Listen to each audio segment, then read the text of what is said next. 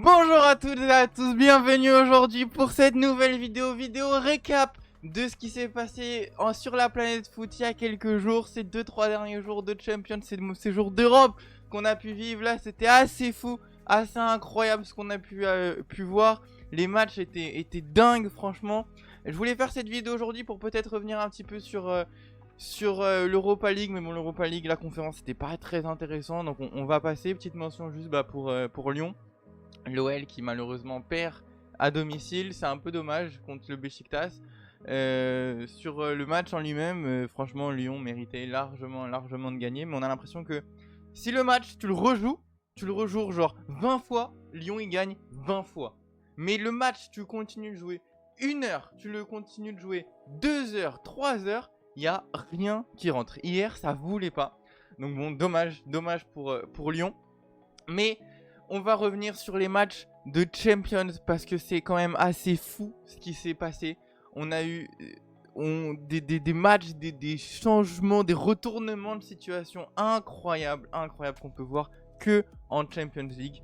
Et voilà, on va commencer avec le match du Barça. Le Barça qui, à domicile, l'emporte 4-1 face au Bayern. Un match qui était un peu sur le papier équilibré, disons. C'est-à-dire que les deux équipes arrivent et on se dit tous les résultats sont possibles. Genre si t'as le Barça qui gagne 1-0, c'est ok. Si t'as le Bayern qui gagne 3-0, c'est ok. Si t'as un match qui se finit 5-5, c'est ok. Genre tous les résultats étaient en mode ok, je prends. Ok, c'est possible dans ce match. Et là on se retrouve avec un 4-1 pour le Barça, assez incroyable. 3 buts de Rafinha, un but encore de Lewandowski. Incroyable, franchement, Qui aurait pu penser que Rafinha allait se réveiller maintenant. Rafinha, incroyable, en feu en ce moment. Robert, encore super chaud, il a 36 ans. Il a 12 buts en 10 matchs de Liga, si je dis pas de bêtises en ce moment là, avant les matchs de ce week-end. Donc c'est avant le Classico en plus, il me semble, ce week-end. Donc il est en feu, c'est fou ce que ce Barça de Hansi Flick est en train de faire contre ce Bayern de compagnie. J'ai vu qu'apparemment commence à être un petit peu critiqué, compagnie, peut-être un petit changement d'entraîneur à venir si ça continue comme ça. Donc ouais, un petit peu compliqué pour le Bayern. Le but de Kane qui a égalisé à 1 partout n'aura pas suffi au Bayern pour revenir dans cette partie. Et ouais, entre Rafinha, beaucoup trop chaud. Robert qui est toujours là, il fait toujours le taf en plus contre son ancien club. Il est toujours là. Yamal aussi, toujours aussi important. Il a délivré une passe encore, donc toujours incroyable ce gamin. Franchement, et le Bayern, franchement, qui était presque inexistant, qui a clairement pas fait le poids face au Barça. C'est un match un peu trop simple. Un autre petit match comme ça qu'on a pu voir entre une équipe espagnole à la maison et une équipe allemande en déplacement, c'était évidemment, je pense, le plus gros choc, je pense, de cette troisième journée. C'était le Real face à Dortmund. C'était le remake de la finale de 2024. C'était un match qu'on a vu il y a quelques mois, du coup 2-0 gagné par le Real, qui l'emporte, qui va chercher sa 15e Ligue des Champions. L'effectif a un petit peu changé, surtout du côté de Dortmund. On a eu quand même un changement de coach, pas mal de joueurs, cadres qui étaient partis, etc. On se dit comment ça va se jouer, comment est-ce que Dortmund va réussir à aller gagner ce match, à jouer contre ce Real qui est juste beaucoup trop fort. Vraiment, ils ont une équipe cheat sur le papier, en tout cas c'est impossible. Et pourtant, Dortmund qui arrive à gagner la première période 2 buts à 0 au Santiago Bernabéu à la pause. C'est ce que mène Dortmund. Et pourtant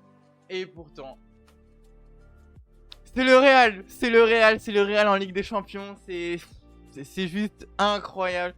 60e minute de jeu, passe décisive de Kylian Mbappé pour la tête de Rudiger, 2-1 et c'est bon, la machine est lancée. Quand tu vois le but, quand tu vois la rage, quand tu vois l'envie du Real, des hommes d'Ancelotti à ce moment-là, tu vois qu'ils sont comme ça et tu fais non, là les gars, là Dortmund vous avez chié là. Là, il fallait clairement pas leur laisser rien en fait. Il fallait juste pas leur laisser de but. Genre là, le Real, ils ont mis un but, ils en ont mis 4 derrière. Vinicius qui met le but du 2-2. Ensuite, Lucas Vazquez qui se rattrape de son erreur qui avait permis à Dortmund de mettre un but, qui plante lui aussi 3-2. Et ensuite, Vinicius qui en remet un doublé, qui à la toute dernière minute quasiment du match va mettre son triplé également. Encore un triplé. On a eu le triplé du Barça, on a eu le triplé du Real, même si c'était dans l'autre sens. Mais ouais, non, c'était assez fou. Vinicius, Ballon d'Or là dans quelques jours, un lundi normalement il sera annoncé Ballon d'Or, on n'a pas trop de suspense, qui met un triplé, le premier d'après ce que j'ai entendu en Ligue des Champions pour lui, donc assez incroyable, il est en feu. Belle remontada.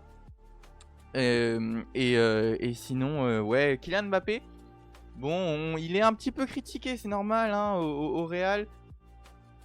Il a quand même pas été inexistant dans ce match. Bon, il a clairement pas fait le job de Vinicius, évidemment, hein, qui met un triplé.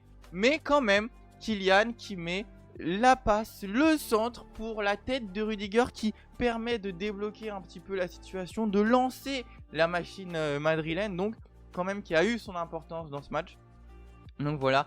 Et du coup, magnifique remontada du Real. Je le regardais en double écran avec aussi le match du PSG. Mais bon, on va y revenir dans quelques instants au PSG. Mais voilà, incroyable ce qu'ont réussi à faire ces deux clubs espagnols. Et malheureusement, le deuxième club madrilène n'en a pas fait autant dans cette troisième journée de Champions, parce que la réception de Lille ne s'est pas passée comme prévu malgré l'ouverture du score 1-0. Et puis même ils ont mené jusqu'à la pause et même après, hein, parce que c'est en deuxième période qu'il me semble que Lille a réussi à mettre son but égalisateur. Franchement, il faut le dire, il y a eu des choses dans ce match que... Ok, tout était pas net. Genre le penalty par exemple du 2-1, on comprend pas. On comprend pas. L'arbitre qui prend une décision qui est incompréhensible. Benjamin André qui, puisque c'était lui hein, qui était vraiment l'acteur principal de cette faute, de ce penalty obtenu par les Lillois, qui dit que l'arbitre a estimé que sa main était dans le jeu, que c'était une main où il pouvait rien faire, la balle lui revient, la main est en position naturelle, etc. Ok, et apparemment il y aurait eu un contact au niveau de son pied d'un défenseur de l'Atleti. Et c'est ça que l'arbitre aurait sifflé, parce que on voit après la balle qui rebondit et qui effleure la main d'un joueur de l'Atleti. Et je sais même pas. En vrai, sur certains angles de caméra, on a l'impression que la balle ne touche même pas la main, que juste elle rebondit, mais elle a même pas la puissance, et elle rebondit, elle retombe direct. Elle touche même pas la main. Donc assez compliqué. Pour une fois, ça se passe pour un club français, donc on prend évidemment Jonathan David qui tremble pas et qui met la balle au fond, qui permet à Lille de mener 2-1. Mais dans l'ensemble du match, je pense qu'on peut dire que l'homme du match côté lillois, je sais pas qui a été élu homme du match finalement, mais l'homme du match côté lillois, ça a clairement été Sorloth. Il faut le dire, Sorloth a été juste le meilleur joueur de Lille dans ce match. Lille du coup qui jouait à 12 contre 10 face à l'Atleti. Et oui, Sorloth clairement qui était une taupe infiltrée apparemment pour les Dogs.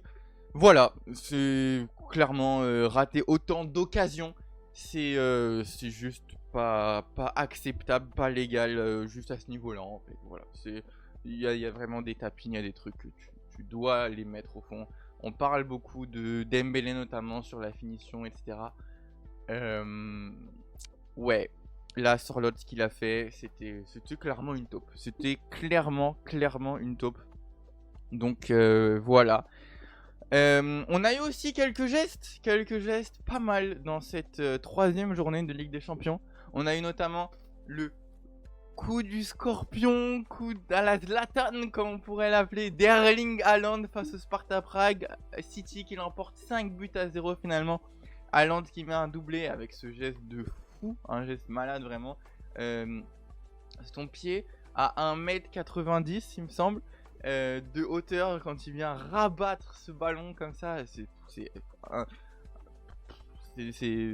juste, il n'y a pas de mots, c'est pas humain de faire ça. Et un autre geste qui a été aussi incroyable, ça a été la frappe de plus de 30 mètres de Singo qui la met dans la lucarne pour Monaco face à l'Étoile Rouge de Belgrade. Ouais, Monaco qui l'emporte 5-1 assez facilement sur sa pelouse à Louis II.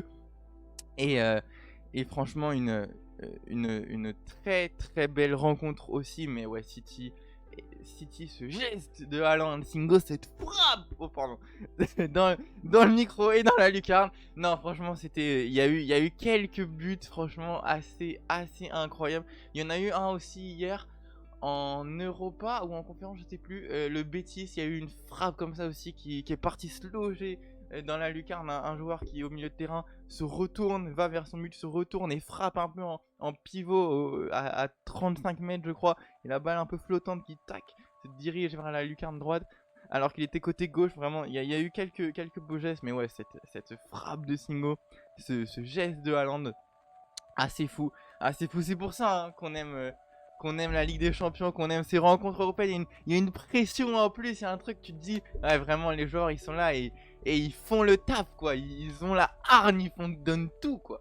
Et ouais, comme on l'a dit, Lille qui a pas relâché jusqu'au bout, le Real qui a réussi encore une fois à inverser la tendance. Normalement, ça c'est le genre de scénario qu'on voit en phase à l'élimination directe, en quart, en demi, etc. Non, là, directement, 3ème journée, hop, on est parti, on fait ça.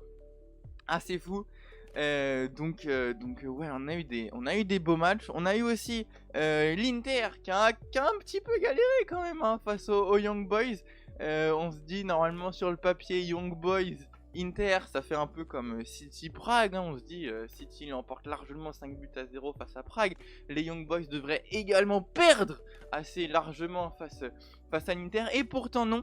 Ils ont réussi à maintenir ce match nul jusqu'à la 93e minute où Marcus Thuram a réussi à mettre le but de la victoire pour l'Inter au bout du bout, lui qui était entré à la 76e minute de jeu. Donc voilà, à peine combien, 17 ouais, c'est ça, hein, 17 minutes de jeu, c'est ça, 17 minutes de jeu pour Thuram, et on met un but, donc pas mal. Une autre équipe qui a été en difficulté mais qui a réussi à l'emporter quand même 1-0, c'est également les Gunners d'Arsenal, 1-0 face au Shakhtar. Pareil, c'est un match où on se dit ça doit être assez facile pour Arsenal, et finalement, même s'ils ont quand même pas mal dominé la rencontre, seulement 1-0 à l'arrivée. Mais bon, ça fait quand même 3 points. Le but, c'est vraiment de regarder le tableau, le classement. Ok, on a pris 3 points sur ce match, on a la victoire. Ok, voilà, c'est ce qui compte pour l'Inter, c'est ce qui compte pour Arsenal. Peu importe la manière, peu importe comment ils sont arrivés à gagner le match, le but, c'est de gagner le match. Le but, c'est la victoire. C'est juste ça qu'on veut. Et c'est exactement ça qu'on aurait voulu aussi à Paris face au PSV Eindhoven. Ce match, franchement, c'est une maladie en fait. C'est juste une maladie. C'est un problème du PSG. On l'a déjà vu la saison dernière. On l'a vu la saison dernière en demi-finale notamment face à Dortmund. On perd 2-0 au final. On perd 1-0 l'aller, on perd 1-0 le retour. Parce qu'on se prend des buts qu'on doit pas se prendre. Et parce que on n'arrive pas à mettre la balle au fond. On avait touché combien de montants l'année dernière? On avait cette action où Kylian tire, poteau, il part célébrer, mais non, en fait il peut pas. Ensuite Hakimi, il tire, il part célébrer, mais en fait non, il y a poteau. Et ensuite un centre, Kylian qui essaie de la mettre de la tête, ça rentre pas. Il n'y a pas de mots en fait pour dire à quel point c'est frustrant de voir que tu te crées autant d'occasions et qu'il n'y a rien qui rentre. Luis Enrique en fin de match qui dit qu'il est un petit peu préoccupé, il a dit pour une fois préoccupé de voir un petit peu ça, parce que quand même énormément d'occasions créées. On a eu 26 tirs à 8 pour les Parisiens, On a eu 8 tirs cadrés à 3 pour les Parisiens également. 8 tirs cadrés, 1 but. 3 tirs cadrés pour le PSV, 1 but. Ok. En termes de XG, on est à 2,31 pour les Parisiens. Il y a le soleil dans la gueule.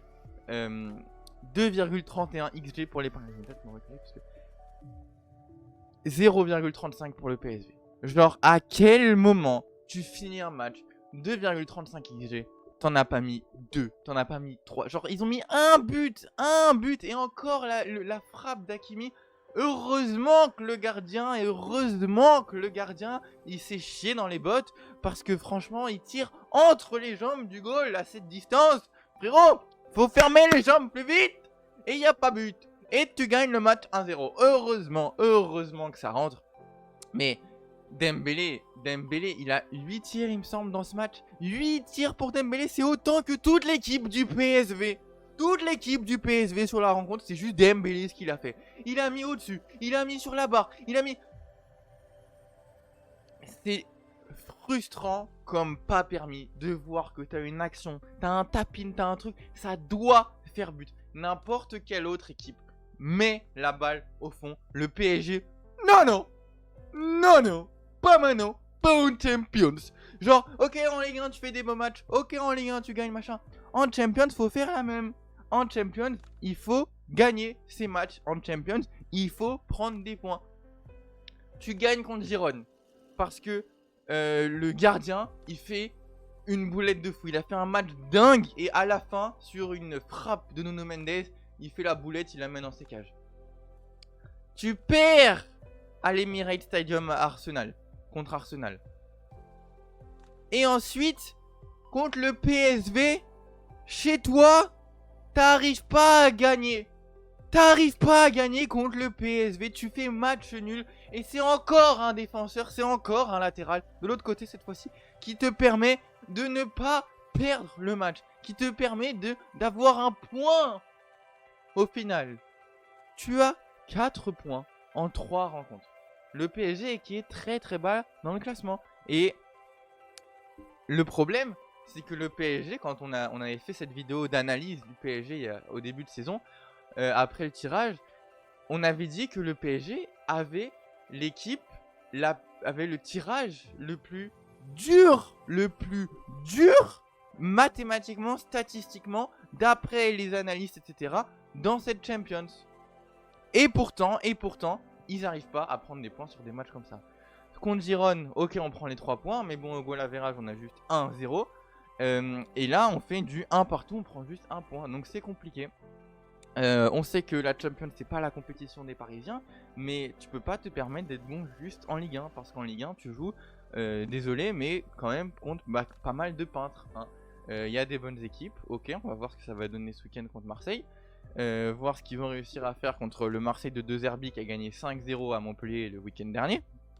Donc là ça va être un gros match, mais il faudrait quand même aussi se décider à faire ce genre de prestations en Champions. Parce qu'ok, je suis d'accord, tu peux dire je préfère jouer le samedi dimanche, mais le mardi mercredi il faut aussi être au rendez-vous et se dire que c'est toi qui joues les matchs et que c'est pas toi qui est devant ta télé en train de les regarder. Parce que des fois c'est ce qu'on a un peu l'impression, quoi, qu'ils sont un peu spectateurs et qu'ils jouent pas trop. Voilà, ils se disent non tranquille, ça va le faire. Non, parce qu'il faut jouer le match correctement pour que ça le fasse. Donc un peu déçu pour ce PSG, mais bon, on a eu quand même d'autres matchs qui ont pas mal rattrapé tout ça. Donc voilà, on va s'arrêter là pour aujourd'hui. C'était les matchs les plus importants. Il y en a eu d'autres, il me semble Liverpool qui gagne. Bon voilà, il y a eu d'autres matchs, mais un petit peu moins intéressants, avec un petit peu moins de suspense, de retournement de situation. Donc j'ai préféré dans cette vidéo me concentrer sur ces matchs-là. J'espère que ça vous a plu. Et voilà, si c'est le cas, vous pouvez toujours mettre le petit pouce bleu, vous abonner et passer une bonne journée, une bonne soirée. On se retrouve bientôt pour une prochaine vidéo. Au revoir tout le monde, portez-vous bien. Ciao, ciao.